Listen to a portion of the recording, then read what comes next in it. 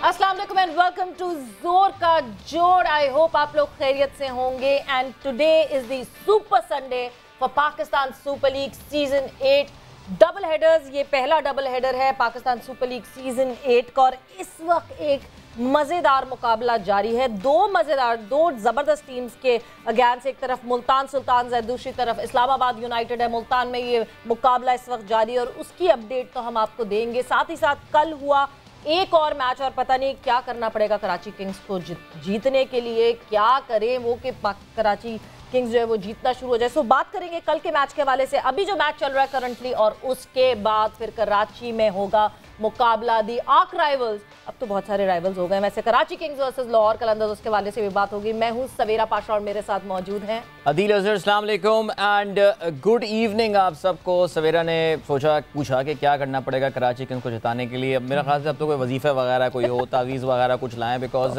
इस वक्त तो बिल्कुल क्लूलेस लग रही है कराची किंग्स। सारे कॉम्बिनेशन भी आजमा चुके हैं, नहीं खैर अभी भी ये, बल्कि एक पॉइंट बड़ा इंपॉर्टेंट डिस्कशन में आ जाना चाहिए कि कराची किंग्स के पास अब ऑप्शन बची क्या है, किन खिलाड़ियों को वो अपनी बेंच से ट्राई कर सकते हैं। एक उनके पास हमारे डोमेस्टिक का हीरा बैठा हुआ है, अल्लाह करे उस पर नज़र पड़ जाए। लेकिन बहरहाल जी, it's going to be a fun match today, Karachi versus Lahore. ज़ाहिर दोनों टीमों में तो डिफरेंस काफ़ी नज़र आ रहा है, लेकिन इस वक्त बड़ा ज़बरदस्त मैच जो चल रहा है। लेकिन आप कह सकते हैं कि इस्लामाबाद यूनाइटेड को कुछ जैसे कहते हैं ना शिकंजा अब मुल्तान सुल्तान ने कसना शुरू कर दिया है। 78 needed off 32, 5 wickets in hand. इस वक्त अगर हम बात करें तो रासी फान डे डूसन बैटिंग कर रहे हैं और फ़हीम अशरफ उनका साथ देने अभी अभी आए हैं। थोड़ी बहुत बैटिंग अभी ज़रूर मौजूद है, इस मैच पे भी नज़र रहेगी। पहले तारुफ करा देते हैं, अपने प्रोग्राम में वेलकम करते हैं हमारे जो यूजुअल पैनल है। हमारे गेस्ट हैं शाहिद खान आफरीदी, लाला आज भी हमारे साथ स्टूडियोज में। सलाम लाला। अस्सलाम वालेकुम जी। अस्सलाम वालेकुम, कैसे हैं आप? मेरे दोस्त जो बैठे हुए हैं लाहौर में, उनको भी अस्सलाम वालेकुम जी। लाहौर के सब दोस्तों को अस्सलाम वालेकुम। मिसबा कैसे हैं आप? इरम अस्सलाम वालेकुम। इमाम हाउ आर यू डूइंग? अस्सलाम, बहुत शुक्रिया। वालेकुम अस्सलाम। कल गलती हो गई सवेरा, हमें ये इस मैच का भी प्रेडिक्शन लेनी थी लेकिन किसी ने याद ही नहीं दिलाया। अभी तक संडे के याद ही नहीं, वर्किंग संडे याद ही नहीं हुए। सबसे पहले खामोशी के साथ हम मुबारकबाद देंगे इमाम को, बिकॉज इमाम आपको बहुत बहुत मुबारक हो, खाता खुल गया। एक तो अब्बू की वजह से खुला था मगर प्रेडिक्शन सही हो गई है। मैं समझा इमाम की शायद कोई खुशखबरी आ गई ऑफ सीजन में जो चल रहा था कि आपने, मैं भी यही समझ लाला भी रिश्ता हो गया ऐसी कुछ नहीं लाला, वो बड़ा बहुत ज्यादा जो है ना वो डिप्रेस हो रहा था कि ऐसे कैसे हो रहा है कि मैं कोई प्रेडिक्शन मेरी सही नहीं जा रही है। और मैंने कल ही कहा था कि ऐसा ही होगा इमाम के, एक दिन ऐसा आएगा जिसपे सिर्फ आपकी प्रेडिक्शन सही होगी और बाकी किसी की प्रेडिक्शन चेक करो। हमने इस्लामाबाद को फेवर की थी, मैं और मिसबा तो फिर फंस गए। हां, मैं इस्लामाबाद फंस गया। जो इसका हम कह रहे हैं वो टीम हाई जा रही है। इमाम आपसे ही शुरू करते हैं।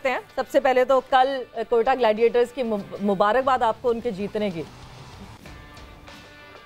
जी खैर मुबारक पहले सबको अस्सलाम वालेकुम। और देखें एक अब्बू ने जितवा दिया, एक मेरी खुद की मेहनत थी, तो मिक्स इन मैच हम चल रहे हैं, एंड तक मैं ऐसे ही चलता रहूँगा। देखें दूसरी बात यह कि सच बताऊं तो मेरा दिल था कि कराची जीते, इवन दो मैं यहाँ पे प्रेडिक्ट करके गया था कोयटा, लेकिन क्योंकि देखें टूर्नामेंट के लिए, मैं फिर वही कहूँगा टूर्नामेंट के लिए अच्छा है, क्योंकि अब देखें 3 मैच आप हार गए, इधर से निकलना बहुत मुश्किल है। और कल अगर मैं कोयटा कह के गया था, वो इसीलिए कह के गया था क्योंकि देखें मेरी उसकी वजह 2 रीजंस है मेरे। देखें शर्जील भाई बहुत आउटस्टैंडिंग खेलते हैं, इसमें कोई शक नहीं, लेकिन अगर आप लास्ट ईयर भी शज्जू भाई की परफॉर्मेंसेस देखें तो वो 10 मैच में 1 या 2 इनिंग्स ऐसी खेलते हैं कि जो आपको बिल्कुल वो साइड पे कर देते हैं। और उसके बाद आप उन ऐसे प्लेयर पे आप रिलाई करना थोड़ा सा कम हो सकता है जो बिल्कुल ही फॉर्म में ना हो। और उसके बाद उन्होंने कराची ने एक ऐसा ही प्लेयर अपने वन डाउन एक बहुत ही इंपॉर्टेंट पोजीशन पे ले लिया, हैदर अली, जो कि वो भी आउट ऑफ फॉर्म है, लेकिन उसका भी अगर आप सक्सेस रेट देखें पीएसएल में तो वो भी 10 मैचों के बाद या 8-9 मैचों के बाद आपको एक ऐसी इनिंग्स खेल के देगा जिससे आप वो हो गए। तो मुझे इसी वजह से ज़रा थोड़ा सा कराची का जो टॉप ऑर्डर है ना, उसमें मुझे ऐसा लगता है आप रिलाई नहीं कर सकते ऑन द डे। वो शायद मुझे लगता है वो 250 भी कर देंगे, अगर शर्जील खड़ा हो जाए तो वो अकेला 150 भी कर सकता है, लेकिन ये बहुत कम देखने को मिलेगा। और उसके बाद जो दूसरी तरफ उनकी जो बॉलिंग थी, पेस बॉलिंग, नसीम और हसनैन, तो मुझे था कि शुरू में तो वैसा नहीं किया, लेकिन एंड पे उन्होंने अच्छे ओवर्स किए। सिर्फ इस वजह से मुझे बस थोड़ा सा था कि कोयटा को एज है, लेकिन स्टिल आई बिलीव कि मैं चाहता हूं कि कराची कम बैक करे। देखें बहुत बड़ी फ्रेंचाइज है और बहुत बड़ा नाम है, प्लेयर्स के जो अंदर खेल रहे हैं उन पे बहुत स्टेक है, मेरे बहुत करीबी दोस्त हैं जो इस टीम में खेल रहे हैं, तो मैं चाहता हूं कि ये कमबैक करे ताकि अपने लिए भी अच्छा हो, और एज अ क्रिकेटिंग फील्ड में चाहता हूं कि इनका कमबैक हो, ये अच्छा करें कराची से भी और पाकिस्तान से भी। नहीं बिल्कुल, वैसे इस वक्त तो तरस खा के लोग कराची को जितवाना चाह रहे हैं कि अल्लाह के वास्ते जीत जाओ यार वाकई, बट ये एक पॉइंट है नेचुरली। लाल एक जल्दी से पर स्कोर कार्ड हम जल्दी से नजर डाल लेते हैं ताकि जरा टॉप परफॉर्मर्स जो हैं उनको भी जरा हम रिफ्रेश करते चलें। Gladiators of course batted first और पहले बैटिंग करते हुए well it's a tale of two sides. इनकी जो ये इनिंग रही, एक मौके पे जब 4 खिलाड़ी 23 रन पर आउट हो गए थे तो फिर लग रहा था that Quetta gladiator is just doing the Quetta gladiator thing, लेकिन उसके बाद पहले इफ्तिखार अहमद और फिर मोहम्मद नवाज जो है उन्होंने भरपूर साथ दिया। मार्टिन गप्टिल का what an inning by Martin Guptill, 67 balls 117 run, 5 छक्के 12 चौके। इसके अलावा 32 रन बनाए। इफ्तिखार ने अपनी 27 गेंदों पे। बॉलिंग पे नजर डालें, Imad Wasim got 3 for 16 in his 4, brilliant by Imad. But उसके अलावा आमिर यामीन जो कि टीम में ड्राफ्ट किए गए थे, 3 विकेट उन्होंने हासिल की।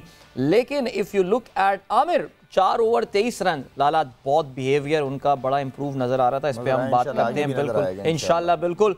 लेकिन एंड्रयू टाई, इनका तो मुझे लग रहा है फिलहाल पीएसएल अभी तो मार्टिन गप्टिल ने कल खत्म कर दिया। 4 ओवर्स में 55 रन दिए उन्होंने। जवाब में well the chase never got going actually. Shoaib Malik ने 71 रन बनाए, 37 रन इरफान खान ने लोअर डाउन द ऑर्डर बनाए जाके कुछ उम्मीद जरूर जगाई थी कराची के लिए, but that was not enough because Sharjeel Khan got out on 0, Haider Ali got out on 0 और इसके अलावा मैथ्यू वेड, इनसे बड़ी उम्मीदें थी।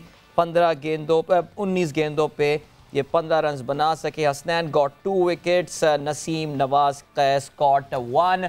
सो ये रहा जी मैच जो है कोयटा ग्लैडिएटर्स 6 विकेटों से जीतने में हुआ कामयाब। एंड लाला शोएब मलिक को खिला दिया हमने ऊपर। शोएब मलिक को आपने खिला दिया 4 नंबर पे। बट मलिक अकेला क्या करेगा लाला, जब मलिक के साथ कोई पार्टनरशिप, एक प्लेयर पे थोड़ी आप मतलब अगर आप मलिक की देखें परफॉर्मेंस तो यस, मगर ऑन द पेपर ये बात समझ नहीं आती कि कराची किंग्स ने जो सबसे बड़ा जो सबसे बड़ा वो कहते हैं ना, जब एक आपको एक मोमेंटम मिलता है तो go for the flow, go for the kill, यानी 23 for 4 Quetta Gladiators and they manage to make 168, यानी जहां वो कहते हैं ना थ्रॉटल पे पाँव रखना था तो रख के रहना चाहिए था। इमाद वसीम की थोड़ी सी कैप्टनसी के हवाले से भी बात करेंगे, बट बिफोर दैट इंजमामुल हक हैज जॉइंड अस। सो इंजी भाई को कहते हैं खुश आमदीद जोर का जोड़ में, वेलकम टू द शो। अस्सलाम वालेकुम। Thank you. अस्सलाम वालेकुम। वालेकुम अस्सलाम। तो वही जहां हम बात कर रहे हैं कि क्या Karachi Kings miss the trick. Inzi भाई आपसे मैं शुरू करती हूँ। कल जहां कोयटा ग्लैडिएटर्स जो है जिसकी 4 विकेटें अर्ली ऑन गिर गई थी 23 रन पे, और उसके बाद वहां से Quetta Gladiators manage to make 168, क्या वहां चूक गई इमाद वसीम की कैप्टनसी कि वहां ही अपने सारे स्ट्राइक बॉलर्स को लगा देना चाहिए था कि देन एंड देयर खत्म कर दें यहाँ पे इनिंग्स कोयटा ग्लैडिएटर्स की, बट ऐसा हुआ नहीं। मेरा ख्याल है कि इमाद वसीम की कैप्टनसी से ज्यादा मेरे ख्याल में गप्टिल का दिन था, क्योंकि जी जो भी उसने ट्राई की वो उसमें कामयाब गया, क्योंकि जी 100 रन कर दिए उसने। अगर उसका पहला 50 देखा जाए ना तो वो कोई 44 बॉल्स में था, और दूसरा 50 उसने 16-17 बॉलों पे कर दिया। एक्स्ट्रा ऑर्डिनरी इनिंग्स थी, तो उसमें वसीम को नहीं कहना चाहिए।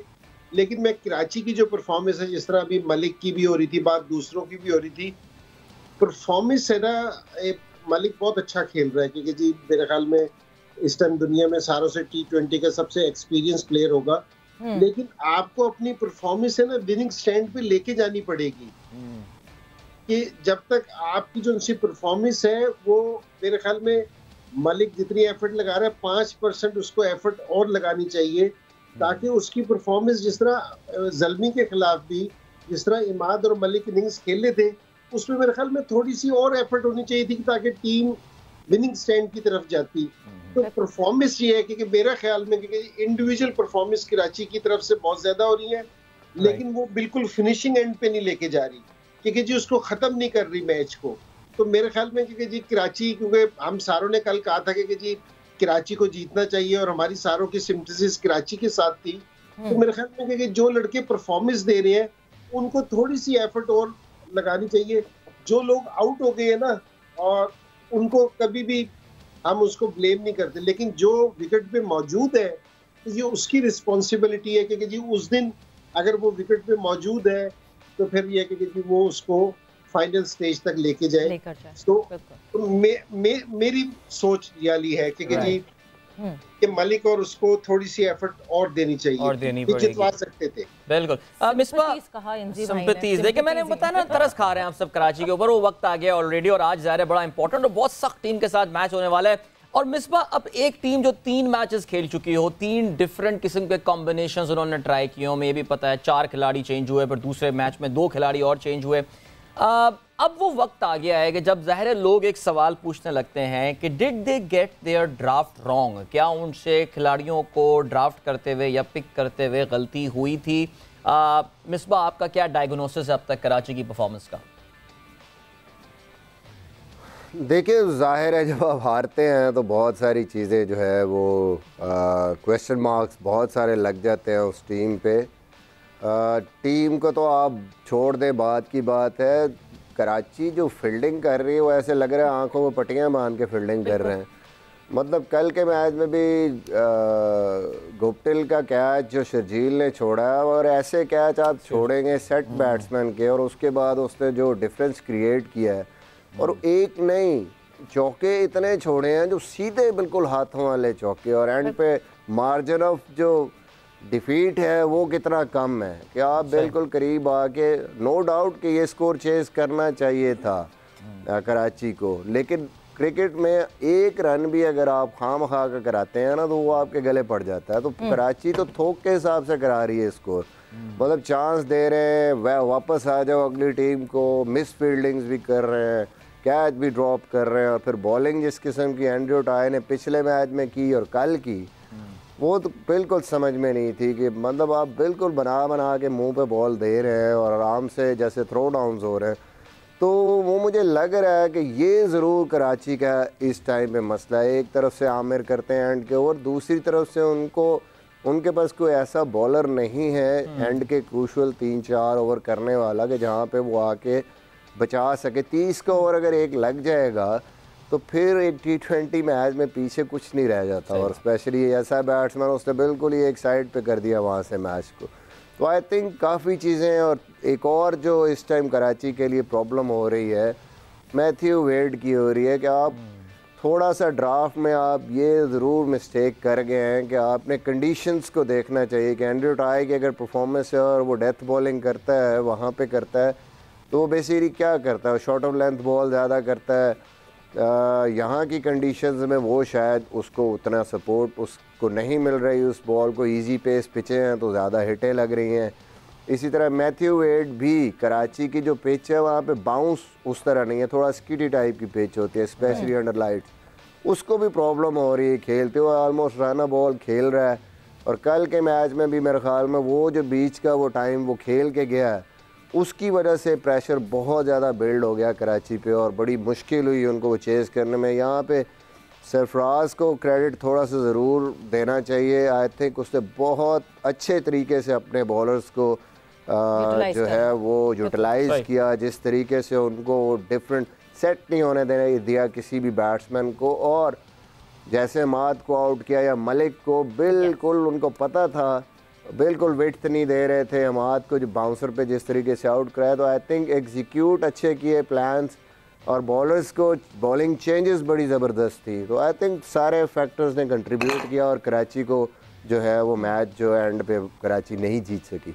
बिल्कुल मिसबा, आप जैसे इमाद की विकेट की बात कर रहे हैं, इस विकेट से पहले एक बॉल पे वो सरफराज गए हैं हसनैन के पास, कोई बात की है और फिर अगली ही बॉल पे जो है वो हसनैन ने अचीव की वो विकेट। और हसनैन की बात हो रही है तो मोहम्मद हसनैन हमारे साथ मौजूद हैं, द स्टार ऑफ यस्टरडे, जिस तरह उन्होंने परफॉर्मेंस दी। हसनैन, अस्सलाम वालेकुम, वेलकम टू जोर का जोड़।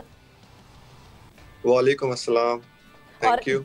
फर्दर ऑन हसनैन आपसे हम बात करेंगे बिकॉज हम फौरन जाएंगे एक ब्रेक पर, so we'll go for a quick break. Break से वापस आएंगे तो कल जो मैच में ज़बरदस्त परफॉर्मेंस मोहम्मद हसनैन की तरफ से हुई उसके हवाले से बात होगी और सारा हमारे एक्सपर्ट पैनल जो है वो उनसे बात करेगा या उनको अप्रिशिएट करेगा। But after this short break and welcome back to जोर का जोर। डिस्कशन हमारी जारी है, साथ ही साथ जो है वो मुल्तान में मैच भी जारी है, मुल्तान सुल्तान वर्सेस इस्लामाबाद यूनाइटेड। और खत्म हो गया। over, एज सून एज मैंने कहा कि मैच जारी है, मैच यहाँ पे खत्म हो गया एंड मुल्तान सुल्तान ने जो है वो जीत हासिल की है, 50 ऑड रन से जो है वो जीत हासिल कर ली मुल्तान सुल्तान ने। सो Multan Sultan is going strong और जिस तरह प्रोसीड कर रही है मुल्तान सुल्तान बड़े अच्छे तरीके से, सॉर्टेड एक टीम लग रही है। हम इस हवाले से भी बात करेंगे, इस मैच के हवाले से बात करेंगे, मगर इस वक्त मोहम्मद हसनैन हमारे साथ मौजूद हैं। सो सबसे पहले तो हसनैन, ज़बरदस्त परफॉर्मेंस कल जो है जिस तरह आपकी परफॉर्मेंस आई, मगर मैं तो ये जानना चाहूँगी कि इमाद की विकेट से पहले सरफराज ने क्या कहा आपको? Thank you so much. बिल्कुल जब हम कल जो मतलब इमाद वसीम की जो विकेट ली और उससे पहले जो हमारी डिस्कशन हो रही थी मेरी और सैफी भाई की, तो हमने जो मैच से पहले प्लान किया था उनके लिए, तो हमारा वही डिस्कशन हो रही थी ग्राउंड के अंदर कि हमने क्या बॉल करनी थी, क्योंकि उससे पहले मुझे एक बॉल पे शॉट लगा था, मैं यॉर्कर करने गया था लेकिन वो फुल टॉस बॉल था तो उस पर मुझे शॉट लगा था। तो उसके बाद सैफी भाई और मेरी जो बात हुई थी तो उसके बाद हमने अपने प्लान पे गए और उस पे तो वही बॉल किया तो हमें वो विकेट मिली। Very nice Hasnain. कराची के अगेंस्ट कोयटा खेल रही थी, Karachi of course national stadium, formally known as national stadium में। सो मुझे बताएं, वैसे कोयटा जब कराची में खेल रहा होता है तो होम ग्राउंड वाली फीलिंग आती है आप लोगों को?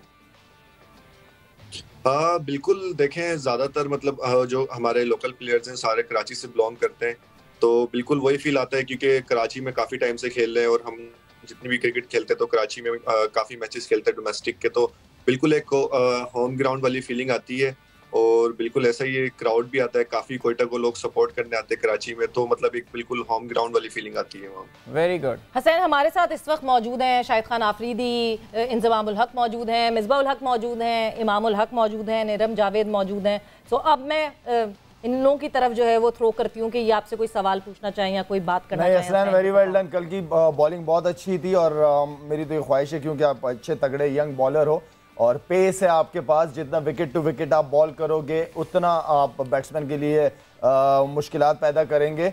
और कल की सिचुएशन थोड़ी सी मेरे ख्याल में बॉल बहुत ज़्यादा गीला हो रहा था और ये आप बॉलर्स की बड़ी ज़बरदस्त एफर्ट थी कि 168 रन को डिफेंड किया है आप लोगों ने, तो वेरी वेल डन। और कीप इट अप, इसी परफॉर्मेंस को लेके चलो। आपका सिर्फ और सिर्फ जो गोल है वो ये होना चाहिए कि पाकिस्तान से आपने खेलना है। उसके लिए कितनी मेहनत करनी है, कितनी परफॉर्मेंसेस देनी है, डोमेस्टिक क्रिकेट PSL आपके पास बहुत अच्छी अपॉर्चुनिटी है। गुड लक, अच्छा करो और पाकिस्तान के लिए अच्छा परफॉर्म करो इंशाल्लाह। थैंक यू सो मच शहीद भाई, थैंक यू सो मच। इंजी भाई कुछ कहना चाहें? जी, मैं हसनैन को मुबारकबाद देना चाहूँगा क्योंकि जब से मैं इसको देख रहा हूँ कि जब इसका हाथ का एक्शन का मसला हुआ था उसके बाद से जिस समय ये वापसी आया है तो इसकी परफॉर्मेंस डे बाई डे बेहतर हो। मुझे जो इसका बॉडी स्ट्रक्चर है वो भी पहले से बहुत बेहतर मुझे लग रहा है कि जी इसने काफ़ी हार्ड वर्क किया है।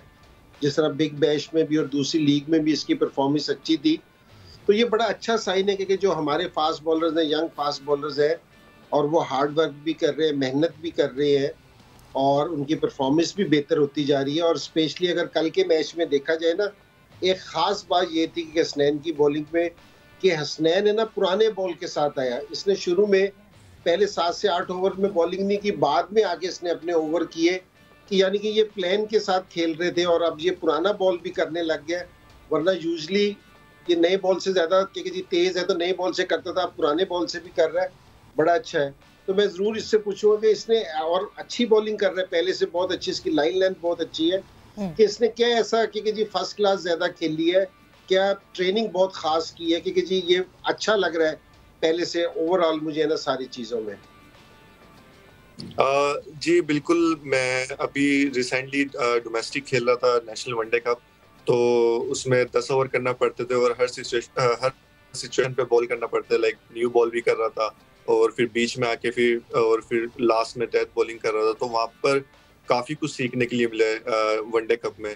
तो उसके साथ साथ अभी काफ़ी प्रैक्टिस भी की है और फिर एक मैच भी खेला था न्यूजीलैंड के अगेंस्ट, तो साथ साथ ये सारी चीज़ें चलती भी आ रही हैं। और अभी भी मतलब हम नेट्स में प्रैक्टिस करते हैं, तो क्योंकि कराची में बहुत ज़्यादा ड्यू होता है तो बॉल गीला हो जाता है, तो हम लोग बॉल को गीला करके प्रैक्टिस करते हैं। इवन मतलब हमें क्योंकि सम टाइम हमें सेकंड इनिंग में बॉलिंग करना पड़ती है तो उसमें बॉल गीला हो जाता है, तो हम इसलिए बॉल को गीला करके बॉल करते हैं, उसकी 10 ओवर की प्रैक्टिस। Nice nice.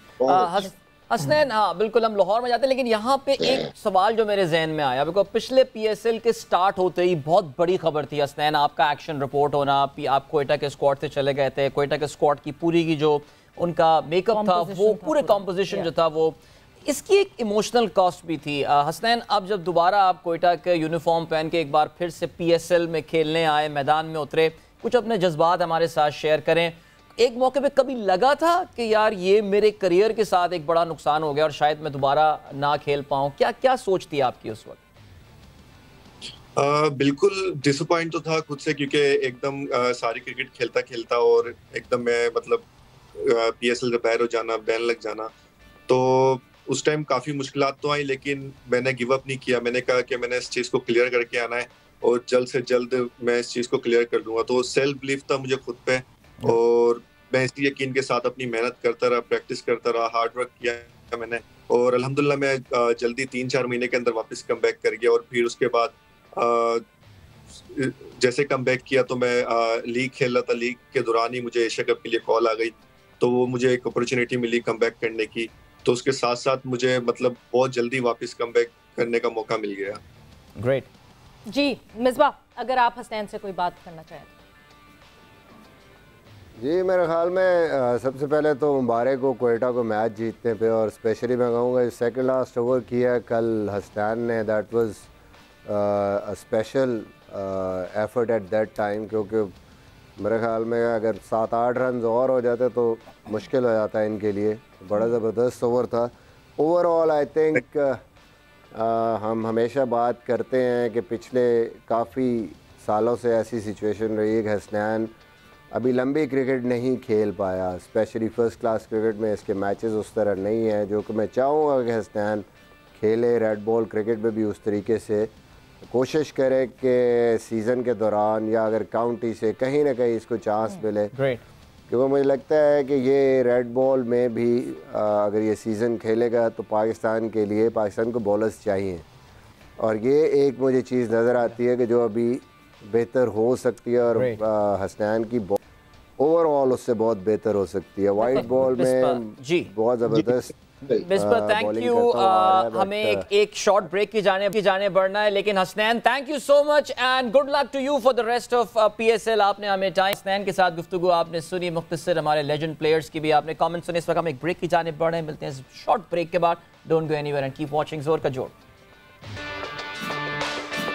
यस, हुआ के बाद जोर का जोड़, अदील और सवेरा आपके साथ मौजूद है, और धमाकेदार हमारा पैनल भी हमारे साथ मौजूद है यहाँ कराची और हमारे लाहौर स्टूडियोज में। और ऑफ कोर्स जैसा कि हम बात कर रहे थे पिछले लिंक में जब हसनैन से हम गुफ्तगू का आगाज करने वाले थे, मैच नंबर 7 खत्म हो चुका है। इस्लामाबाद यूनाइटेड को शिकस्त हुई है मुल्तान सुल्तान के हाथों। मुल्तान सुल्तान अपने 4 मैचेस में से 3 जीतने में हो गया है कामयाब। इनका जो अपना होम लेग जा रहा है वो बहुत ही बढ़िया जा रहा है, बहुत ज़बरदस्त जा रहा है। अपने मुल्तान वैसे by the way in all PSLs they have played 7 games in their home ground Multan, और 6 में उन्होंने कामयाबी हासिल की है। So they are doing well. और मिसबा की टीम इस्लामाबाद यूनाइटेड जो है वो हार गई है पहला मैच अपना। आई अंडरस्टैंड दैट, और उस पर ज़रा हम ज़रा तफसील से बात करेंगे। लेकिन इरम, पहले मैं ज़रा आपसे बात करूं। आज आप काफ़ी चुप हैं और हमने कहा चलें आपसे बात की जाए। भाई आखिरी 5 विकेटें गिरी हैं, मैं अभी ये देख रहा था इस्लामाबाद यूनाइटेड की, वो 7 रन के इजाफे से गिरी है।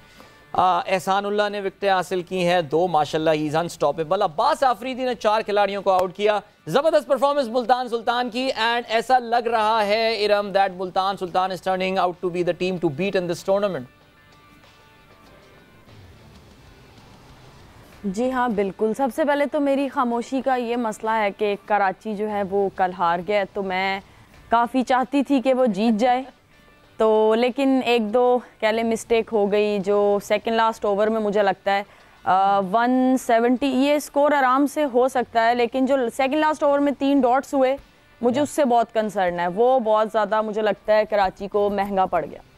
दूसरी बात, ये जो अभी वाला मैच है इस्लामाबाद में, मुझे लगता है कि इस्लामाबाद की जो बैटिंग है उसमें आसिफ अली को आज मिस किया गया है, तो वो मुझे नहीं आइडिया कि उनको खुद नहीं खिलाया गया या किसी इंजरी की वजह से वो नहीं खेले। और एलेक्स हेल्स का भी मुझे लगता है इनको थोड़ा सा ये मिस कर रहे हैं। तो लेट्स सी नेक्स्ट मैच में इस्लामाबाद किस तरह आता है। अच्छी टीम है, बुरी टीम नहीं है, लेकिन आज़म खान को यही बात भी जिस तरह कही थी कि एक मैच से कोई भी जो है वो हीरो नहीं बनता, उन्हें भी थोड़ी सी कंसिस्टेंसी लानी होगी अपनी बैटिंग में, और हर मैच में जो है वो टीम को जितवा के और अच्छा करके दिखाना होगा। और वो मैच भी कराची के मुझे लगता है थोड़ा सा बेहतर कर सकती है। वो तो काउंट भी नहीं करता कराची के खिलाफ परफॉर्मेंस में, तो वैसा लग रहा है नहीं, और नहीं बिल्कुल वो फिनिशिंग टचेस की जो बात है आजम के लिए वो बहुत जरूरी है। बट कराची की बात की इरम ने, एक चीज मैं बार बार लाला, हमने पिछले कप्तान चेंज हुआ, फिर कप्तान वापस आ गया पुराना, कोई फॉर्मूला दिख नहीं रहा, क्यों? मतलब हम जब मैनेजमेंट की बात करते हैं तो वसीम भाई का इनपुट क्या कम है, या उनका इनपुट इतना ज़्यादा नहीं है, या एक इतना बड़ा लेजेंड अगर बैठा हुआ है डग आउट में, क्यों नहीं इम्पैक्ट आ रहा वसीम भाई का? देखिए वसीम भाई अगर है ना, अगर वसीम भाई ने किसी चीज़ की जिम्मेदारी ली है ना, तो वसीम भाई को टाइम देना पड़ेगा। ये नहीं कि एक पाँव ऑस्ट्रेलिया में, दूसरा उधर, तीसरा उधर, इस तरह नहीं होती। ये प्रोफेशनलिज्म है, ये प्रोफेशनल लोगों का काम है कि 24/7 जॉब है जी। वसीम भाई ने अगर जिम्मेदारी ली और सबको वसीम भाई नजर आ रहे हैं तो वसीम भाई को टाइम देना पड़ेगा। हमें तो वसीम अकरम नजर आ रहे हैं, वसीम भाई नजर आ रहे हैं हमें, तो वसीम भाई ने अगर ये जिम्मेदारी ली है, मैं तो रिक्वेस्ट करूंगा कि उनको टाइम देना चाहिए, लें डिसीजन लें, तगड़ी डिसीजन लें। ये नहीं है कि टीम तैयार हो गई और आप आ गए, आपने ज्वाइन कर लिया। इस तरीके से मैं नहीं समझता कि वसीम भाई को काम करना चाहिए। और कराची किंग्स को टीम भी लाला इस तरह की बन गई है जो सिर्फ पीएसएल के थोड़े दिनों पहले फिर वो एक्टिवेट होते हैं और वो पीएसएल खत्म हो जाती है, फिर काफ़ी खामोशी होती है। ज़ाहिर है इसका जो बिल्कुल हम एक मिरर इमेज देखें टीम का, तो वो पेशावर ज़ल्मी है, जो कि हम देखते हैं कि पूरे साल कुछ ना कुछ एक्शन में रहती है। इंजी भाई आप ही की तरफ मैं ये आता हूँ, Lahore Qalandars is also one of those franchises. ये कल्चर अभी तक इंजी भाई हमारी सारी फ्रेंचाइजीज में आया नहीं है कि पूरे साल वो एक्टिवेट रहे। लाला का बड़ा वैलिड पॉइंट है, वसीम अकरम इतने सारे कामों में अपने आप को एंगेज रखा हुआ है, कहीं ऐसा लगता है कि शायद टीम मैनेजमेंट में जो है वो चूक जाते हैं। इस बारे में क्या कहेंगे आप? नहीं, शायद ने बिल्कुल सही बात कही है कि ये फुल टाइम जॉब है, और ये एक तो जो कम्बिनेशन बनाना है ना, क्योंकि जी आप सिर्फ ड्राफ्ट में जाके आप कम्बिनेशन बनाना बड़ा मुश्किल होता है कि जो दूसरे फ्रेंचाइज के लोग हैं वो पूरी दुनिया की जिस टाइम लीग्स हो रही होती है ना, तो वो उसको बैठ के पूरा देख रहे होते हैं कि जी कौन सा प्लेयर किधर परफॉर्मेंस दे रहा है, उसका क्या प्लस पॉइंट है, क्या माइनस पॉइंट है, वो किस तरह हमें सूट करेगा। तो ये पूरा आपको देखना पड़ता है सारी लीग्स में। उसके बाद जिस टाइम प्लेयर्स ड्राफ्ट में आते हैं ना, तो आप उनको आके पिक करते हो और सारी चीजें करते हो। अब मुझे नहीं पता कि वसीम भाई हो सकता है कि करते हो और उनकी सिलेक्शन बाद टाइम आपकी गलत हो जाती है, लेकिन ये काम है ना, ये बिल्कुल सही है कि जी ये 7 दिन का काम है। ये बिल्कुल नहीं है कि जी आप है ना दूसरी चीजों में भी बिजी और ये वाला काम करना ना आपके लिए ना मुश्किल हो जाता है। और जो भी टीम बनती है, अब ये मुल्तान की टीम की हम तारीफ कर रहे हैं, सो मुल्तान का जिस टाइम हम मैच खत्म हुआ तो मुल्तान का जितना स्टाफ था ना, तो मैंने उनसे कहा कि भाई आप किससे हाथ मिलाने के लिए तो मुझे एक एक्स्ट्रा हैंड चाहिए कि जो मैं इतने बंदों से हाथ मिला लूं, क्योंकि जी कोई 40 बंदे उनके साथ ट्रैवल कर रहे हैं, क्योंकि जी सारे ना लोग उनके बैठे हैं, तरतीब दे रहे हैं। अगर आप अब भी देखें ना कि जितनी प्रोफेशनल क्रिकेट मुल्तान खेल रहा है, दूसरी कोई टीम इतना नहीं खेल रही इस तरह की कि जिस तरह वो प्रोफेशनल क्रिकेट खेल रहे हैं। तो ये काम है पूरा, अगर आप ये वाला काम करेंगे तो आपको रिजल्ट भी अच्छे मिलेंगे। बिल्कुल जी, इम्पैक्ट जो है वो ऐसे ही क्रिएट किया जाएगा, और मुल्तान सुल्तान्स की टीम रिफ्लेक्ट कर रही है उसको कि जिस तरह बैक हैंड पे काम हो रहा है। वो कहते हैं ना स्ट्रॉन्ग होमवर्क जो है वो आपका क्लास वर्क जो है वो अच्छा कर देता है। ब्रेक पे हम जाएंगे, बट ब्रेक पे जाने से पहले इमाम आपके ऊपर मैं थ्रो करती हुई जा रही हूँ सवाल के, फिर आप उसका वापसी आके हमें दे सकें। आसिफ की बात की कि आसिफ को आज ड्रॉप किया गया, इरम ने बात की, मगर आसिफ की जगह अबरार को लेकर आए। ऑन पेपर अबरार देखें तो विकेटों के कॉलम में 0 है, मगर अबरार ने जिस तरह प्रेशर क्रिएट किया, 4 रन दिए, फिर 9 रन, फिर 4 रन, फिर 4 रन, यानी अबरार के हर ओवर के बाद आपको एक विकेट निकलती हुई दिखती थी, यानी फ्रस्ट्रेट करने के लिए वो बैटर्स को मौजूद थे। सो अबरार का एक बड़ा अच्छा रोल आज रहा। बात करेंगे हम, इमाम से जवाब लेंगे इसका, but after the short break. जोर का जोड़ में एक दफा फिर से खुश आमदीद। It is super super super Sunday for Pakistan super league season 8। Double headers का दिन है। मुल्तान सुल्तान वर्सेस इस्लामाबाद यूनाइटेड का तो मैच खत्म हो चुका, जिसमें मुल्तान सुल्तान ने 52 रन से जीत हासिल की, मगर अब अगला मुकाबला होना है कराची में। कराची किंग्स और लाहौर कलंदर्स दी आर्क राइवल्स एक दूसरे के आमने सामने होंगे। बट ब्रेक पे जाने से पहले इमाम के ऊपर मैं एक सवाल थ्रो करके गई थी और वो था आसिफ अली की जगह अबरार को लेकर आया गया एंड अबरार ने जिस तरह बॉलिंग की, यानी आप ये कहते हैं कि प्रेशर क्रिएट किया एंड मुल्तान सुल्तान्स ने इतना प्लान आउट किया हुआ था कि अबरार के अगेंस्ट चांस लेना ही नहीं है और उन्होंने चांस नहीं लिया। इमाम अबरार की परफॉर्मेंस के हिसाब से क्या कहेंगे? देखिए बहुत ही टैलेंटेड लड़का है और काफ़ी क्रिकेट खेल रहा है और वाइट बॉल काफ़ी खेला है, काफ़ी दफ़ा मैंने इसे KPL में भी देखा है, नेशनल T20 में भी खेला है, पेशावर ज़ल्मी से भी खेला है, तो परफॉर्मेंस दे रहा है। और उसके बाद स्पेशली जब ये टेस्ट में आया है तो टेस्ट में इसकी परफॉर्मेंसेज अच्छी थी। तो जब आप बड़ी क्रिकेट में अच्छा परफॉर्म करते हैं तो ऑटोमेटिकली आपकी T20 की क्रिकेट जब आपने ओवर्स किए होते हैं तो आपका बेहतर परफॉर्मेंस देते हैं। लेकिन मेरे ख्याल से फिर दोपहर का भी मैच था तो वो 2 स्पिनर्स का चांस भी लेना चाह रहे थे इस्लामाबाद, और जिस तरह अगर आप इस्लामाबाद की बैटिंग देखें तो बहुत लंबी बैटिंग है, तो वो अपनी शायद बैटिंग पे रिलाई कर रहे थे कि उनकी बैटिंग फॉर्म में है तो उनके ऊपर का फायर पावर होगा, तो शायद इतनी ज़रूरत ना पड़े उन्हें, और अगर ज़रूरत पड़ेगी भी तो उनके पास फ़हीम है, आज़म है, शदाब है। तो मेरे ख्याल से इस वजह से ये इनकी थिंकिंग थी कि जैसे रिजी फॉर्म में है और उनका रायली रोसो थोड़े से, पॉलार्ड भी है, इस वजह से थोड़ी सी मिस्ट्री जब आप इन लोगों को फेंकते हैं तो शायद ये थोड़ा सा ट्रबल होता है, खासतौर पे पॉलार्ड हो गया इनको ज़रा, तो इस वजह से शायद मुझे ऐसा लगता है कि क्योंकि अनसीन था, फॉरेन प्लेयर्स मिलर वगैरह को उन्होंने देखा नहीं होगा अबरार को, तो शायद इस वजह से खिलाया होगा। और उसने डिसेंट परफॉर्मेंसेस दी, बेशक आउट नहीं किया लेकिन विकेट कॉलम में नहीं है, लेकिन काफ़ी इकोनॉमिकल था, तो मेरे ख्याल से इस्लामाबाद के लिए अच्छी चीज़ है। लेकिन मुझे स्टिल ऐसा भी लगता है कि आसिफ अली को इनको अगले मैचेस में ज़रूर खिलाना चाहिए क्योंकि उसका काफ़ी इम्पैक्टफुल प्लेयर है, ऑल्दो अभी तक उसकी परफॉर्मेंसेज इंटरनेशनल में वैसी नहीं आई काफ़ी देर से, लेकिन इस्लामाबाद यूनाइटेड के लिए उसने जब भी खेला है तो उसने मैचेस काफ़ी जितवाए हैं।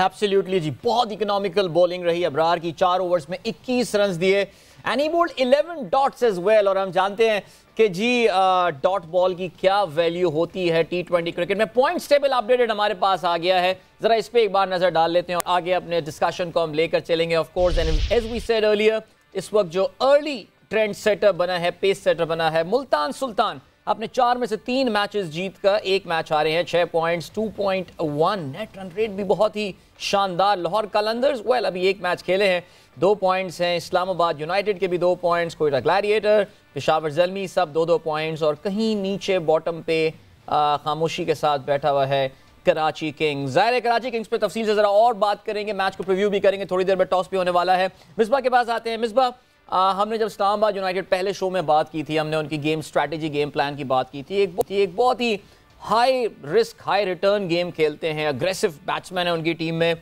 आज ये स्ट्रैटेजी चली नहीं, जो मैं थोड़ी देर पहले बता रहा था कि जी आखिरी 5 विकेटें सिर्फ 7 रन के इजाफे के साथ जो हैं वो गिरी हैं। Ehsan and Afridi got the better of them. So ये strategy, do you really think कि इस्लामाबाद यूनाइटेड क्या रीथिंक करेगा अपनी स्ट्रैटेजी को इस धचके के बाद, या वही जो सिलसिला है, जो उनका माइंडसेट है वो वैसा ही रखेंगे? देखिए मेरे ख्याल में माइंडसेट तो वैसे ही रखेंगे वो, क्योंकि नॉर्मली इस्लामाबाद अपने टॉप ऑर्डर पे बहुत रिलाय करता है और एलेक्स हेल्स की वजह से वो उनको कंसिस्टेंसी नहीं मिल रही ऊपर से, दोनों तरफ से जो उनके ओपनर्स हैं उस तरह कंट्रीब्यूट नहीं कर पा रहे, और जल्दी विकेटें गिरने की वजह से जैसे भी आप कहो वो कहीं ना कहीं आप पे प्रेशर तो आ जाता है, उस तरीके से आप जाके फिर परफॉर्मेंस नहीं कर सकते। और दूसरी जो बड़ी रीज़न है वो ये भी है कि नीचे से भी जो नंबर 6-7 हैं उस तरीके से आप रिलाय तो करते हैं आप अपने ऑलराउंडर्स पे, लेकिन वो उस तरह का एक्स फैक्टर नहीं है जैसे पोलार्ड है, जैसे इवन मिलर है, वो इफ़ेक्ट, या जैसे खुशदिल है, वो इफ़ेक्ट नहीं आ रहा। मैं सबसे बड़ी जो इस टाइम वजह देख रहा हूँ इस्लामाबाद की, एक तो ये है कि वो एलेक्स हेल्स के ना होने से थोड़ा सा उनका जो टॉप ऑर्डर का वो इम्पैक्ट था वो उस तरीके से क्रिएट नहीं हो रहा, और दूसरी जो बड़ी वजह है वो ये है कि जितने फास्ट बॉलर सारे एक जैसे हैं, कोई भी ऐसा फास्ट बॉलर नहीं है उनके पास जो एक एक्स फैक्टर हो। और इस्लामाबाद पिछले सीज़न में भी यही हुआ है कि आप जब हर मैच 190 वाला खेलने जाएंगे कि ठीक है 180 दिया हमने दूसरी टीम को, तो अच्छी टीमें अंडर प्रेशर आपको वो रन्स चेज़ नहीं करने देंगी, आपके लिए मुश्किल हो जाएगा। आउट ऑफ 5 टाइम्स एक दफ़ा शायद कर जाए, लेकिन मुश्किल हो जाएगा आपके लिए हर मैच में उस तरीके से करना। और मुल्तान की प्लानिंग ज़बरदस्त थी, उन्होंने उनके लिए मुश्किल कर दी, बहुत ज़बरदस्त उन्हें ऑपरेट किया और आपके लिए मुश्किल होगी वो रन चेस करना। तो कहीं ना कहीं इस्लामाबाद को ये देखना पड़ेगा कि हमारी बॉलिंग जो है वो हमने कहीं ना कहीं हम मिस कर रहे हैं उसको।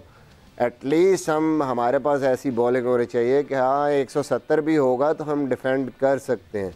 जब आपने पहले ही सोचना है कि 180 होना ही होना है तो फिर आपको अच्छी टीमें लाहौर है, मुल्तान है, जो कि जिनकी प्लानिंग ज़बरदस्त है, जिनकी सारे बॉलिंग रिसोर्स ज़बरदस्त है, वो मुश्किल हो जाता है आपके लिए फिर उसके अगेंस्ट खेलना। और सबसे बड़ी इस सीज़न में जो कंसर्न मुझे नज़र आ रहा है इस्लामाबाद का, जो कि एक बहुत बड़ा फैक्टर था उनके लिए, वो शादाब था। शादाब की बॉलिंग, शादाब की बैटिंग, लेकिन वो जो है उस तरीके से अभी तक 2 मैच हुए हैं उसमें वो इम्पैक्ट नहीं डाल सका मिडल ओवर्स में, बल्कि वो वीक लिंक बन गया। तो आई थिंक वो भी एक बड़ी वजह बनी है आज के मैच में। स्पेशली दिन का मैच, कोई ड्यू फैक्टर नहीं है, थोड़ा बहुत रिवर्स भी आता है। दिन में तो 191 रन्स आई थिंक जब कोई टीम कर जाती है तो बड़ा मुश्किल उसको चेस करना। बिल्कुल मैं बिल्कुल शादाब की बात पे लाला आना चाह रही थी कि शादाब बहुत इंपॉर्टेंट फैक्टर है इस्लामाबाद यूनाइटेड के लिए और रहे हैं बहुत इंपॉर्टेंट फैक्टर। मतलब शादाब का हम ट्रैक रिकॉर्ड भी देखते हैं, फ्रॉम रुकी टू द कैप्टन, जिस तरह उन्होंने इस्लामाबाद यूनाइटेड को रेगुलरिटी में साथ रहे हैं। वाकई उनकी परफॉर्मेंसेस जो हैं वो नहीं आ रही उस तरीके से इस्लामाबाद को सपोर्ट देने के लिए। सवेरा सिर्फ इस्लामाबाद की बात नहीं है, उसका रोल उतना ही इम्पोर्टेंट पाकिस्तान टीम में भी रहता है। मैं हमेशा कहता रहा हूँ कि जब ये लड़का परफॉर्म करेगा, अच्छी बॉलिंग करेगा, पाकिस्तान टीम मैच जीत जाएगी। क्योंकि मिडिल में लेके चलना ना, जैसे शोएब मलिक एक बैट्समैन है, मिडिल ऑर्डर में वो लेके चलता है, मैच को लेके चलता है। तो शादाब का जो रोल है वो बॉलिंग में वो उतना ही इम्पोर्टेंट है। तो जिस तरह मिसबा कह रहा है, तो मेरे ख्याल में इसकी अपनी परफॉर्मेंस बहुत ज़्यादा इंपॉर्टेंट है। ये परफॉर्म करेगा, इस्लामाबाद यूनाइटेड जीतती रहेगी और आगे जाती रहेगी। Make it simple.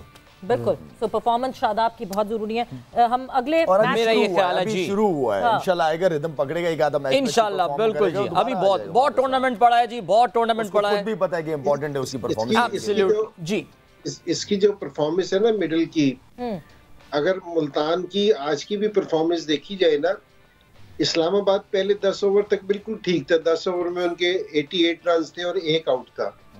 उसके बाद उसामा मीर ने और वो एहसान ने जो अगले 4 ओवर किए 10 से 14 तक, उसमें उन्होंने 20 रन दिए। 88 से वो 108 पे आए, 20 रन दिए और 2 विकेट हुए। वहां से एवरेज है ना जो 11 से वो 14.5 पे चली गई। बिल्कुल बिल्कुल। जो फिर है ना उनके लिए मुश्किल होगी। और ये सारे जिस तरह कह रहे हैं ना कि बीच के ओवर, ये बीच के ओवर बहुत इंपॉर्टेंट है, क्योंकि अगर आप बीच के ओवर अच्छे नहीं करेंगे ना, हम जिस टाइम ज़ल्मी वाले भी मुल्तान से खेल रहे थे, हमारे भी पहले 10 ओवरों में बड़ी अच्छी परफॉर्मेंस थी, क्योंकि जी हम वहीं थे, साथ साथ चल रहे थे।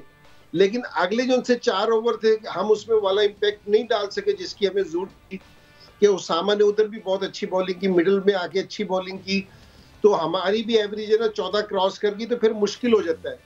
तो ये बीच के ओवर है ना करने बड़े जरूरी हैं। और जब तक आप बीच के ओवर नहीं अच्छे करेंगे, और ये ज़ल्मी की जो ये इस्लामाबाद है, ये अपनी बैटिंग सख्त कहते हैं कि जी शादाब के जी मजबूत बैटिंग है इनकी।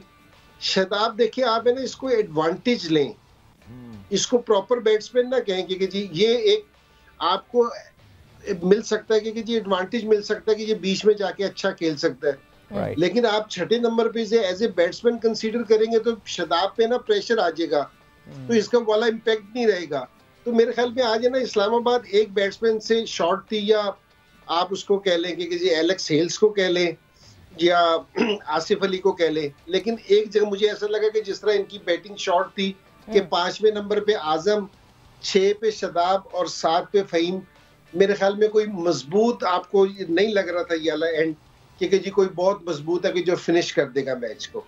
आपके 7 ओवर से लेकर 15 ओवर सबसे इंपॉर्टेंट है, क्योंकि फर्स्ट से 6 ओवर और 15-16 से लेकर 20 ओवर वो रोल पता है कि उसमें रन आने या बचाने हैं। लेकिन बीच की जो क्रिकेट है, जो इंजी भाई या मिसबा बात करते हैं, बहुत इंपॉर्टेंट। बिल्कुल 7-8 रन के एवरेज के अगर चलते तो आप 180 प्लस करते हो। चलें जी, अब अपनी अटेंशन हम मूव करते हैं towards this big match between Karachi Kings and Lahore Qalandars.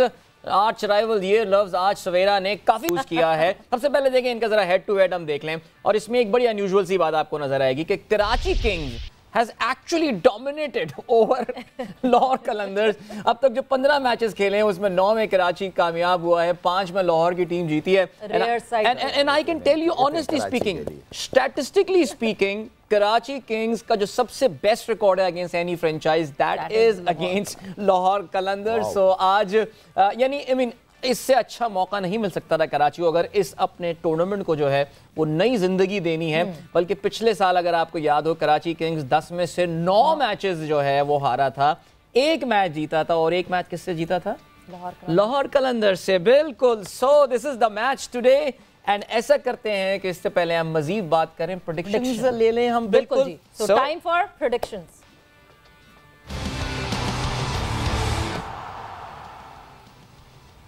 हाँ जी, तो क्या प्रेडिक्शन हुई थी कल, क्या क्या प्रेडिक्ट किया गया था? मुबारकबाद तो मैंने खैर पहले इमाम को दे दी, बट आपको दिखाते हैं और सुनाते हैं।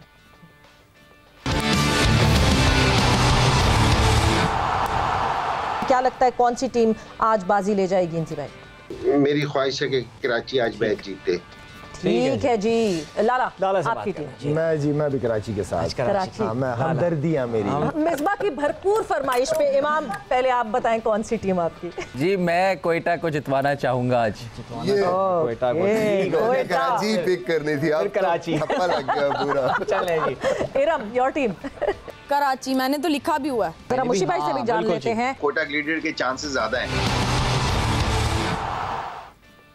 वैसे कुछ भी हो जाए मिसबा अब इमाम को हल्का नहीं लेने वाले। वैसे अब वो उल्टा वाला वो जो है ना रिवर्स साइकोलॉजी नहीं चलेगी। पॉइंट्स टेबल आपके सामने आ गया, and we have got a tie now. Very nice.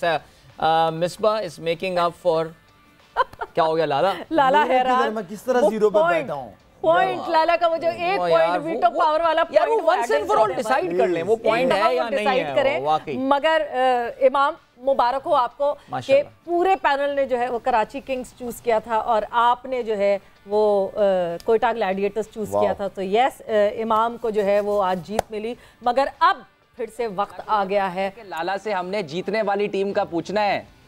हाँ, लाला को अब क्लियर कर दे। लाला जीत पे देखा, अब मैं इमाम समझ रहा था बोल कि रहा सिर्फ है। आप लोग इमाम समझदार आदमी देखा। नहीं इसका मतलब ये कि अब हम प्रेडिक्शन की प्रेडिक्शन शुरुआत लेते सबसे पहले इमाम आपसे ही करते हैं, बिकॉज देखते हैं कि ये ऑपोजिट वाला गेम अब चलेगा और मिसबा का कि नहीं। मैं लाहौर के साथ जाऊंगा। चाहता फिर भी वही हूँ कि कराची जीत सके, लेकिन मुझे लाहौर कराची मुझे थोड़ा सा लग रहा है कि वो अभी तक अपने अंदर ही घूम रही है। तो मैं इस वजह से, क्योंकि थोड़ा सा साइकोलॉजिकल इफेक्ट है, बैक टू बैक गेम भी आ गए हैं, तो थोड़ा सा मुझे लग रहा है कि लाहौर को एक तो 3 दिन के गैप के बाद से खेल रहे हैं, थोड़ा सा मुझे ऐसा लगता है कि लाहौर को विकेट्स का बेहतर हो सकता है आइडिया, क्योंकि वो मैचेस देख रहे होंगे। और लाहौर की टीम मुझे थोड़ी सी बेहतर लग रही है बॉलिंग की वजह से, और कराची की बैटिंग इतनी कोई मुझे खास इतनी अच्छी नहीं लग रही। तो I will go with Lahore. Right, Iram से बात करते हैं। जी Iram, what's your take, what's your guess? Karachi का कलर पहनी भी है। मैं लाहौर कलंदर के साथ ही जाऊंगी, क्योंकि मैं लाहौर की के साथ मुझे लगता है कि लेडी लक जो है ना वो थोड़ी ज्यादा है। अच्छा, कराची का जो है कराची के साथ क्यों नहीं चल रही? कराची का ये है कि मुझे थोड़ा सा उनका इंटेंट जो है वो बैटिंग में बहुत कम लग रहा है, तो अगर वो थोड़ा सा बेहतर करेंगे, मैं चाहती हूँ कि कराची भी जीते, मेरा भी दिल कराची के साथ भी है, लेकिन आज मैं लाहौर कलंदर के साथ जाऊंगी। आज भी हम पिछली दफा भी लाहौर कलंदर के और इधर भी दोनों तरफ से खेले कि दिमाग से खेले। इरम से दिमाग का पूछा नहीं आपने, खाली दिल का पूछ लिया है। ठीक है, नहीं आज मैं दिलो दिमाग से लाहौर कलंदर के साथ। ठीक है। ये टाइम भी आना था कि दिमाग से भी लाहौर कलंदर के साथ हो गया। जी मिसबा, आपके प्रेडिक्शन? मेरे ख्याल में लाहौर बेहतर टीम लग रही है, बाकी तो अब कुछ पता नहीं। लाहौर कराची जब आपस में खेलते हैं तो इंडिया पाकिस्तान वाला हिसाब हो जाता है। इट डजंट मैटर कि कौन कैसा खेल रहा है, वो बिल्कुल ही बराबर का मैच हो जाता है उन दोनों का। ये मैटर ही नहीं करता कि कौन किस फॉर्म में चल रहा है। ट्रू, बट आई थिंक कि ओवरऑल बॉलिंग की वजह से और जो कंडीशंस है कराची में, मुझे लगता है कि लाहौर को एज है। ऑलराइट, इंजी भाई से भी पूछते हैं जी, आपका क्या कहना है, क्या लग रहा है? नहीं, मैं स्टिल कराची के साथ हूँ। मैं चाहता हूँ कि जी मैं कराची को जीतता हुआ देखना चाहता हूँ कि जी जीते, और ताकि मजा आएगा कि जी टूर्नामेंट में कराची को जीतना चाहिए कि हाँ पीएसएल के लिए बहुत अच्छा है कि एटलीस्ट टेबल पे कोई जीरो पे ना बैठी रहे। लाला चांसेस लाहौर के ज्यादा हैं जी, लाहौर के साथ हूं, लेकिन मेरी ख्वाहिश है कि कराची जीते। मिसबा कह रहे सारे देखना चाहते हैं कराची को, बट वो खुद ही नहीं चाह रहे। मैं चाह रहा हूँ कि लाहौर जीतेगा, लेकिन ख्वाहिश मेरी कि कराची नहीं, लाला एक बताएंगे, इमाम ने बहुत अच्छी बात की थी शुरू में कि कराची जीते, टूर्नामेंट के अंदर रहे, बिल्कुल मजा आए, कोई कंपटीशन अच्छा हो, तो अल्लाह करे कराची जीते, लेकिन हूँ लाहौर के साथ। तो यानी पूरे पैनल ने आज लाहौर कलंदर्स चूज किया है, सिर्फ इंजी भाई ने जो है वो कराची किंग्स को वोट किया है। लेट्स सी कि किसकी प्रेडिक्शन जो है वो सही होती है। मैं जब इरम दिल दिमाग से मैच था, मैं वसीम भाई के बहुत साथ बैठा था, बहुत परेशान थे वसीम भाई, तो मैं हमारे कप्तान रहे हैं, बड़े हमारे जी, तो मेरी बड़ी ख्वाहिश है कि जी वो जीते कि जी और अच्छी परफॉर्मेंस दें। तो कुछ बात हुई आपकी इंजी भाई, वसीम भाई क्या रहे हैं, क्या परेशानी क्या है? ये है कि अब मुश्किलें इतनी पड़ी मुझ पे कि आशा हो गई। अब तो वसीम भाई का वही है, अब वो टेंशन नहीं लेंगे, अब बस वो कहेंगे कि हारे हुए तो है ये, जीत गए तो चलो मुझे लग रहा खुदा न खास्ता हार के खुशी मिल जाएगी, नजर नहीं आएंगे। वसीम भाई की टेंशन चेहरे पे नजर आ रही थी। अल्फाज में क्या कह रहे थे इंजी भाई, वो क्या बोल क्या रहे थे वसीम? आज मुझे लग रहा है ना, एक और धचका जो मुझे कराची को लग रहा है वो ये भी हो सकता है कि जिस तरह आमिर पिछले मैच में बार उसको नी का इशू हो रहा था, मुझे नहीं लगता कि आज आमिर भी आज का मैच खेलेंगे। काफ़ी उनको प्रॉब्लम था, 3-4 दफ़ा फिजियो अंदर आया, और अगर आमिर भी ना हुआ तो कराची तो ऑलरेडी स्ट्रगल कर रही है बॉलिंग में, तो उनका मुझे समझ नहीं आ रही कि वो कैसे इस गैप को कैसे फिल करेंगे। बिल्कुल इंजी भाई, क्या वसीम भाई की क्या वो थी, मसले क्या थे वो, मतलब उन्होंने कुछ स्टेट किया, आपको कुछ कहा कि लड़के रिस्पॉन्ड नहीं कर रहे, या मुझे ये 11 नहीं बनाने दे रहे, या मतलब कोई बात ऐसी? नहीं यानी ये नहीं है कि जी मुझे 11 नहीं बनाने दे रहे, लेकिन जाहिरी बात है कि हर एक इंसान है ना अपनी तरफ से बेहतरीन प्लानिंग करता है, लेकिन वो जिस टाइम है ना अंदर जाके प्लेयर उस तरह का नहीं करते, परफॉर्म नहीं करते, तो परेशानी तो होती है कि जी आप एक चीज के हेड है और आप इतने बड़े प्लेयर हैं, और जरा बेबसी भी होती है कि जी मुझे ऐसा लगता है कि वसीम भाई का दिल कर रहा था कि 2 ओवर मैं भी जाके कर लूं। कोई ऐसी बात नहीं है। शायद यही चीज जो है वो कराची किंग्स को बचा पाएगी कि थोड़ी देर बाद हमें वसीम भाई एक्शन में नजर आ जाए। अभी हमें पढ़ना है एक ब्रेक की, और जब ब्रेक से वापस आएंगे उस वक्त तक टॉस भी हो चुका होगा, टीमें भी हमारे सामने होंगी। देखेंगे जी कराची किंग्स क्या अपने यंग गन्स कासिम अकरम, तैयब ताहिर इनको आज चांस देता है या नहीं, या फिर एवर रिलायबल प्लेयर के साथ जाएगा जो इतने रिलायबल साबित नहीं हो रहा है। बढ़ना एक ब्रेक की जाने मिलेंगे इस ब्रेक के बाद। Don't go anywhere and keep watching जोर का जोर। जोर का जोर में एक दफा फिर से खुशामदीद and the high voltage match tonight वो शुरू होने वाला है। थोड़ी देर में 7 बजे ये मुकाबला शुरू हो जाएगा। Lahore Qalandars versus Karachi kings. लाहौर कलंदर्स ने टॉस जीता और टॉस जीत के एज यूजुअल पहले बॉलिंग का फैसला किया। दो कि मुझे ये लगता है कि कोई भी टीम जो कि अपना पोटेंशियल दिखा रही है उस पर टॉस का कोई फर्क नहीं पड़ा है। बहुत ड्यू, मगर जिस तरह कल कोयटा ग्लैडिएटर्स ने भी परफॉर्म किया उसी ड्यू में परफॉर्म करके दिखाया। क्या आज कराची किंग्स अपनी लक तब्दील कर सकेगी? क्या उस कैंपेन को टर्न अराउंड कर सकेगी? That is the biggest question. But Lahore versus Karachi हमेशा एक हाई वोल्टेज मैच होता है। देखना यही है कि किस तरह मुकाबला होगा। चेंजेस की अदील अगर हम बात कर लें जी बिल्कुल, हम कराची किंग्स की अगर हमारे पास टीम लाइनअप आ गई है, जेम्स विंस, हैदर अली, इसका मतलब ये कि शर्जील खान को आज ड्रॉप कर दिया जैसे कि अभी बताया भी था। इमाद ने, शोएब मलिक नंबर 3 पर आएंगे, Irfan Khan Niazi, Matthew Wade, Imad Wasim, Ben Cutting आए हैं एंड्रयू टाई की, यानी वो कहते हैं ना caught between the rock and the hard place Karachi Kings. Aqib Javed आज कराची किंग्स के लिए अपना डेब्यू कर रहे होंगे। मोहम्मद आमिर मौजूद हैं टीम में, so he is fit. Imran Tahir भी एक्शन में होंगे और आमिर यामीन। तो ये टीम है कराची किंग्स की। लाला पहले कराची की टीम के हवाले से बात कर लेते हैं। शर्जील को ना देखते हुए हैरत हुई आपको यहाँ पे? हैरत हुई है। दूसरा ये कि कराची का रिकॉर्ड जिस तरह में थोड़ी देर पहले हम दिखा रहे थे कि काफ़ी बेहतर है लाहौर के खिलाफ, लेकिन शर्जील देखें इन जैसे प्लेयर जो हैं ये आपको ठीक है कंसिस्टेंट नहीं होंगे परफॉर्मेंसेस के अंदर, लेकिन ये आपके लिए मैचेस वन साइडेड कर देते हैं। और डोमेस्टिक अगर परफॉर्मेंस देखी जाए तो काफ़ी अच्छी परफॉर्मेंसेस शर्जील की रही हैं, काफ़ी इंप्रूव किया उसने अपनी फिटनेस के हवाले से भी काफ़ी चीज़ें इंप्रूव की है। तो चेंजेस पहले मैच में चेंज, दूसरी तीसरे, आई मीन के एक टीम के साथ नहीं, कंसिस्टेंसी नहीं है उन टीम के अंदर, तो वो इतने पैनिक में उनको खुद भी समझ नहीं आ रहा कि हम करना क्या है हमने। तो मेरे ख्याल मैं नहीं समझता कि शर्जील ड्रॉप ऐसा प्लेयर है कि वो अपनी वन साइडेड मैच कर देता है और नहीं ड्रॉप करना चाहिए था, बाकी उनकी अपनी लक। लाहौर कलंदर्स की बात करें तो लाहौर कलंदर्स इज अनचेंज्ड, यानी Fakhar Zaman, Mirza Tahir Baig, Shai Hope, Kamran Ghulam, Sikandar Raza, Hussain Talat, David Wiese, Liam Dawson, Shaheen Shah Afridi, Haris Rauf and Zaman Khan. मगर सारी बातें एक तरफ, जब कराची किंग्स की मिस फील्डिंग होती है मुझे फौरन इरम का ख्याल आता है, बिकॉज इरम ने बहुत ज़्यादा इस पे बात की। कराची किंग्स कुछ भी कर ले, कोई भी टीम में हो, कोई ना हो टीम में, but the kind of fielding they are putting up, जो सामने फील्डिंग दिख रही है वो एक बहुत बड़ा कंसर्न है। इरम, फिर से मैं आपकी तरफ जाऊंगी कि जिस तरह की परफॉर्मेंस और जो हम चाह रहे हैं कि कराची किंग्स टर्न अराउंड कर सके, मुश्किल लगता है आज भी विद दीज टू चेंजेस। देखें सवेरा, जो एक क्रिकेट में एक जो मेन चीज़ है ना, अगर फील्डिंग की बात करें तो इसमें एक यही बात आती है, कैचेस विन मैचेस। मेरे ख्याल में जो कल का भी मैच था जिसमें गुप्टिल का जो है जो कैच मिस हुआ है, तो अगर वो पकड़ लिया होता तो शायद सिनेरियो थोड़ा डिफरेंट होता। उसी बात तो मे भी कराची जीत भी सकता था मैच कल का। मुझे लगता है कि वो ये जो कैचेस वाला जो सिलसिला है ना, चले ग्राउंड फील्डिंग में आपको थोड़ी स्प्रिंट चाहिए, ठीक है, इनके पास हैं थोड़े, इमरान ताहिर भाग लेते हैं, हैदर अली सब अच्छे भागने के लिए, ठीक है, लेकिन आपको मुझे लगता है कैचेस इन मैचेस वो आपको थोड़ा सा काम करना है कराची को, कि अगर ये अपनी फील्डिंग पे थोड़ा सा काम कर लेते हैं तो इनके लिए कह लें कि अगला ये टूर्नामेंट, ये सीजन बेहतर हो सकता है। अदरवाइज इस तरह ये स्ट्रगल करते रहेंगे। बिल्कुल।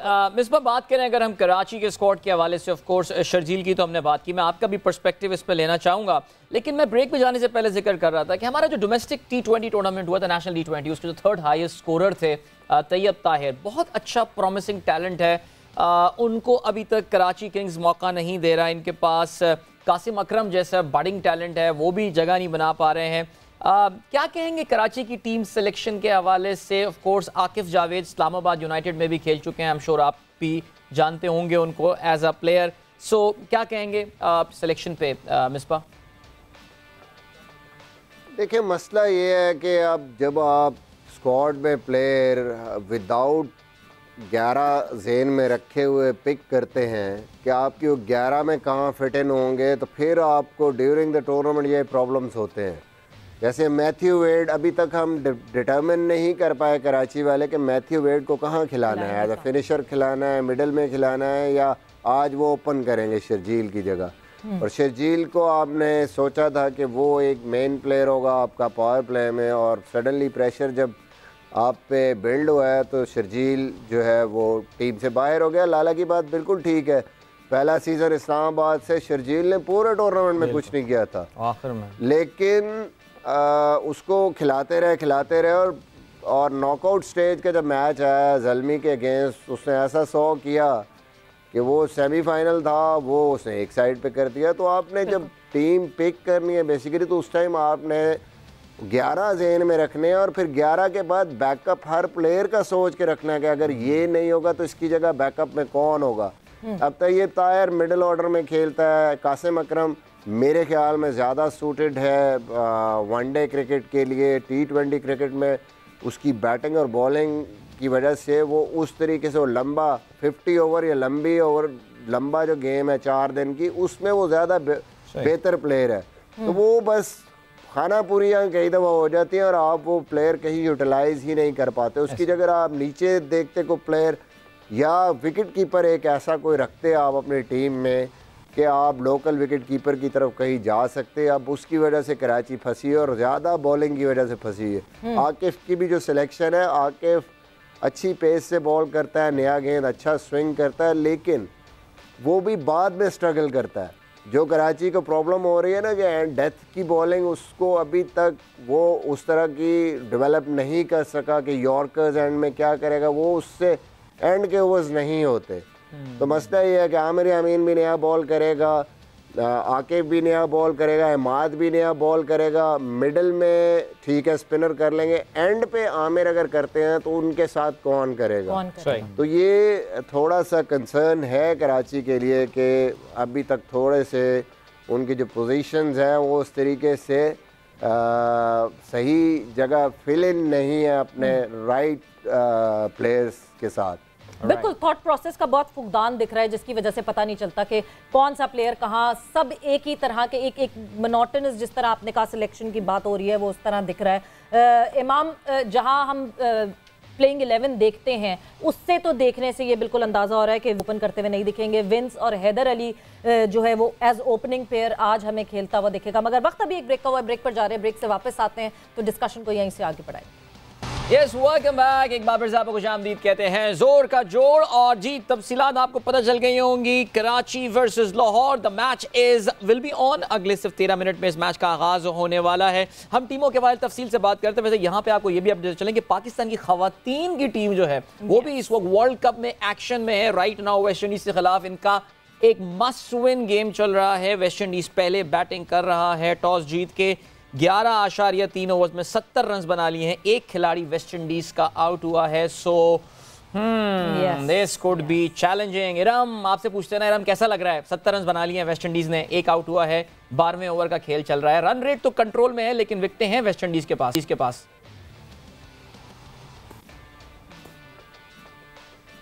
जी हाँ, जिस तरह ये 70, मुझे लगता है थोड़ा सा ना अब जो है वो पाकिस्तान को देखना चाहिए कि इनकी, क्योंकि विकेट जो है वो कोई गिरी नहीं हुई। तो हमेशा ऐसा ही होता है हमारे साथ कि बाद में जो है जब विकेट्स इन हैंड होता है तो हमारे लिए वो मुश्किल हो जाता है, वो चाहे हम किसी भी टीम के साथ खेलें। तो मुझे लगता है कि बॉलर्स को थोड़ा सा सोचना चाहिए, कोई भी वैरायटी या कुछ भी करना होगा कि इनके आउट करने होंगे। और इनको मुझे लगता है कि 120 या मेरे ख्याल में 115 तक इनको रिस्ट्रिक्ट करना होगा। अदरवाइज फिर मुझे लगता है जिस तरह की वेस्ट इंडीज़ की बॉलिंग है वो फिर हमारी वुमेन्स को जो है थोड़ा सा मुश्किल हो सकता है इसके बाद। बहुत मुश्किल है कि इस पर रिस्ट्रिक्ट किया जा सके। 70 हो चुके हैं, 12वां ओवर अभी भी 8 ओवर हाथ में है, विकेट सिर्फ एक गिरी हुई है। 120 तक कैसे रिस्ट्रिक्ट करेंगे वेस्ट इंडीज? और इरम, आप तो हमारे पास हैं यहाँ पे, अगर आप फील्ड में होती तो। बट यस, बहुत ज़रूरी है निदा डार का परफॉर्म करना, दो के इकोनॉमिकल रही निदा, मगर विकटे हासिल करना सीनियर्स को बहुत ज़रूरी है स्टूड अप करने के लिए।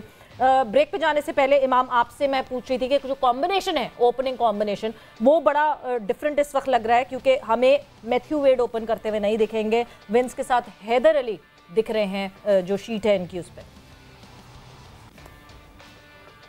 जी देखें, कम्बिनेशन देखें, जो मिसबा भाई वाली बात है वो मैं उस पर सेकंड करूंगा कि जब भी आप कोई टीम बनाते हैं ना तो आपका प्लेइंग 11 उस पर ना टूर्नामेंट से पहले आपका थोड़ा सा होता है कि जी ये हमारा प्लेइंग 11 है।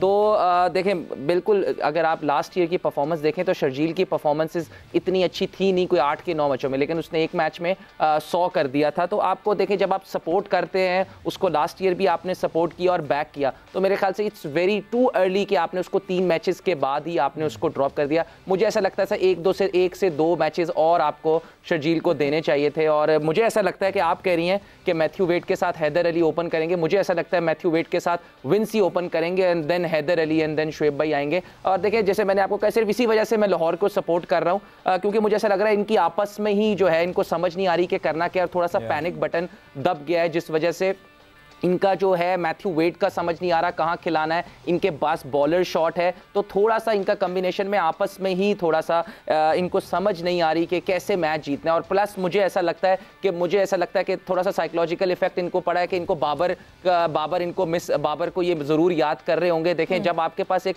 प्लेयर ऐसा होता है ना कि जिसकी पर्सनैलिटी बहुत कंपोज्ड होती है, तो वो जब इस तरह की सिचुएशन होती है, आपको एक बैट्समैन चाहिए होता है कि जब आपकी बैटिंग स्पेशली थोड़ी सी इतनी ऊपर से, आप देखें तीनों मैचों में रन्स नहीं हुए, कोई ऊपर का प्लेयर अभी तक 10-12 ओवर तक इनके खेला नहीं। तीनों मैचों में शुएब भाई ने और नीचे से जाके एक मैच में इमाद ने थोड़ा सा लंबा खेला है। तो इनको बाबर की भी याद आ रही होगी कि बाबर जब आपका एक स्टेबिलिटी दे देता है, उसके अराउंड खेलते रहते हैं। अभी देखें, पेशावर ने उसको लिया, बहुत ही स्मार्ट मूव था। पेशावर में जाके भी वो ऐसी खेलेगा, लेकिन उसके इर्द गिर्द कुछ ऐसे लोग हैं जो बहुत आउटस्टैंडिंग खेल रहे हैं स्ट्राइक रेट से। इमाम, बस जाने से पहले हम जरा इनजी का भी कमेंट ले लेते हैं। हमने कराची की टीम के हवाले से तो काफ़ी बात की, उनकी टीम सिलेक्शन के हवाले से, लेकिन लाहौर को अगर हम देखें, मुख्तसरन मैं जानना चाहूँगा, ये भी एक ऐसी फ्रेंचाइज थी जो पहले 5 PSL एडिशनल में लगती थी, केओस में, समझ में नहीं आ रहा क्या हो रहा है, but now they have settled down really well.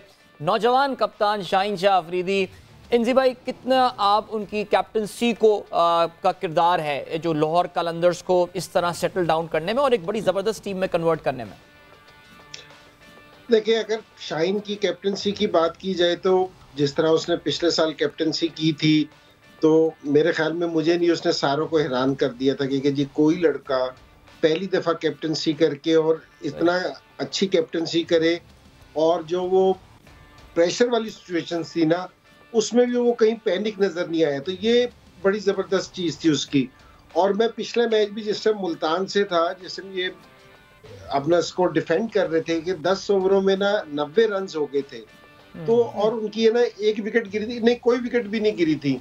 जिस टाइम कैमरा शाहीन के ऊपर गया ना, सो उसके चेहरे पे स्माइल थी, परेशानी नहीं थी, स्माइल थी, हंसता हुआ था।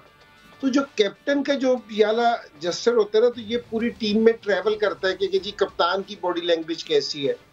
तो लाहौर कलंदर की जो जीत है, जो पिछले ये 1-2 साल से जीत रहे हैं, तो मेरे ख्याल में उसमें शाहीन की परफॉर्मेंस तो वो पहले भी दे रहा था, लेकिन उसकी कैप्टनसी अप्रोच का ना बहुत जबरदस्त अमल है, अमल दखल है उसका इस चीज का। और कि पैनिक बटन नहीं दबाना चाहिए। कराची ने जिस तरह भी चेंजिंग की है ना, तो थोड़ा सा पैनिक बटन दबाया है। बिल्कुल कंसिस्टेंसी शो करनी पड़ेगी और कप्तान का एक बहुत इंपॉर्टेंट रोल होता है। Thank you, thanks a lot. इंजी भाई बहुत शुक्रिया, मिसबा, इमाम, इरम का बहुत बहुत शुक्रिया, लाला आपका बहुत बहुत शुक्रिया। वक्त यहाँ पे खत्म हो गया है जोर का जोड़ का, बट देखते हैं कि आज ये PSL का एल क्लासिको जिसको कहा जाता है, लाहौर कलंदर्स वर्सेस कराची किंग्स, किस तरह का मैच होता है। बट कल फिर से होगी इस पे डिस्कशन, और जो कल मैच खेला जाएगा उस पर भी बात होगी। अपना ख्याल रखिएगा। अदील और सवीरा को इजाजत दें। टेक केयर, बाय बाय, अल्लाह हाफिज़।